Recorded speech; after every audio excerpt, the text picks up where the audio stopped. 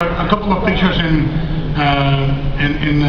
Popular Science about the way we designed them, and the thing, Troy is the one that really designed it. We have Chet Zar, we have Keith Thompson and you in Bleak House for about 4 days, and every night I would come in and ask what they were doing, and one day Troy and Keith did the first real design. Yeah, well, because I'd been sending stuff to you very early on. It was basically just very sketchy stuff, shapes, and we just kept going back and forth until we got to that point where Chet and Keith came on board, and yeah, we just hit on something very early when we were working at Bleak House, which was great, and then it just rolled from there. But yeah, it came together really quick after that.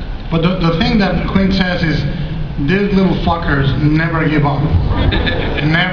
They never quit. And there's something very scary, as you say, about something small not being afraid of you. Absolutely, yeah. Now, Guy, can you talk a little bit about you have a really difficult Hi. Yeah. Guy Quint and Guy. You have a little bit of a difficult. He is the man, by the way. He is the fucking man. Yeah, if you've seen The Proposition, you know just how badass this is. Don't fuck with that guy. But your role in this movie is really difficult because you kind of have to play the non-believer. Like you have to be a guy that you know the audience is gonna just be sitting there pulling their hair out, going, "Believe the girl, believe her." Yeah, it was an interesting step to take. I mean, it was. Firstly, it was probably really the first film really of this genre that I'd delved into. I mean, I'd done Ravenous before, which was a kind of horror-oriented film. I love that movie. But a very different style, I guess.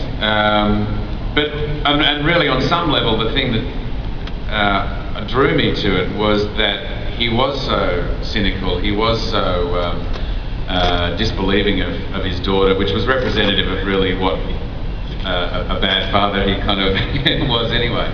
And so to me it was just this very domestic drama about this girl who seems to have all sorts of issues, and I just can't communicate with her, and I'm obviously tied up with what it is that I'm tied up with, and being too busy and really don't have the time for her. And that any story that she tells me just becomes another sort of more exaggerated version of trying to gain my attention anyway. So it hopefully works as a real element of frustration for the audience, as it does for Bailey's character in the film, who plays my daughter.